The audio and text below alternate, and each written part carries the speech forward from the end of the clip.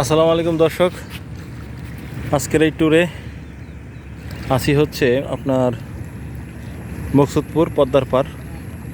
এটাকে বলে পতেঙ্গা, মিনি পতেঙ্গা বলে, মিনি পতেঙ্গা 2-1 যেটাই বলেন।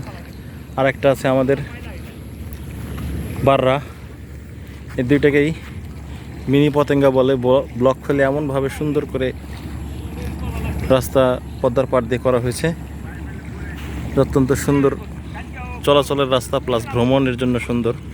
সামনে আগালে খাওয়া দাওয়ার জায়গা আছে, নারিশা তার পথেও আছে। আর আজকে বৃষ্টি হয়েছে, বৃষ্টির পরে মেঘলা আকাশ, এলোমেলো বিক্ষিপ্তভাবে মেঘ আকাশে ছড়িয়ে আছে। তো ভিউটা অত্যন্ত সুন্দর, আপনাদেরকে দেখানোর জন্য একটু ভিডিও করছি আর কি। আর এদিকে ট্রলারগুলি যাচ্ছে, সোজা লম্বা রাস্তা। বৃষ্টি হওয়ার কারণে আজকে মানুষ কম, তাছাড়া অনেক মানুষ হয়, বন্ধের দিনে ভালো মানুষ হয় এখানে, ঘুরতে আসছে সবাই, পছন্দ করে এই জায়গাটা। আপনারা যদি বিকালের ক্লান্তি দূর করতে চান, আশেপাশের এলাকা থেকে যারা আছেন এখানে আসতে পারেন। আর যাদের হোন্ডা আছে কিংবা গাড়ি আছে তারাও ঢাকা থেকে ঘুরতে আসতে পারেন এখানে। আর এখানে ভালো মাছ পাওয়া যায়, দেশি মাছ। ওই দেখেন এক ভাই মাছ ধরতেছে এখানে। আকাশটা অসাধারণ ছিল, তাই আজকের এই ভিডিওটা করলাম। আমার এই চ্যানেলটাকে ফলো দিবেন একটু দয়া করে সবাই, এতে একটু উৎসাহ পাই। লাইক কমেন্ট করলে আরও ভালো।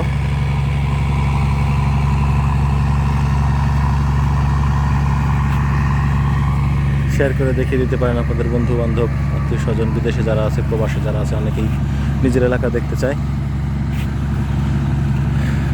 যারা দোহার নারিশাহী অঞ্চলের আছেন, মকসুদপুর, তাদের যারা আত্মীয় স্বজন আছে তাদেরকে দেখানোর জন্য এই ভিডিওটা শেয়ার করতে পারেন। তারা নিজের এলাকা দেখতে পেলে অনেকটাই প্রশান্তি লাভ করে। আমার প্রথম দিকের এই চ্যানেলটা করার উদ্দেশ্যই ছিল যে আমাদের এই দোহা নবগঞ্জ অঞ্চলের মানুষকে তাদের নিজেদের এলাকাটা একটু ঘুরে ঘুরে দেখানো। তো প্রথম দিকে আমি ভয়েস দিতাম না, এখন চিন্তা করছি আসলে ভয়েস না দিলে মানুষ বুঝতে পারতেছে না কোন এলাকা, এই আর কি। আজকে এই পর্যন্ত থাকুক। আল্লাহ হাফিজ, আসসালামু আলাইকুম সবাইকে।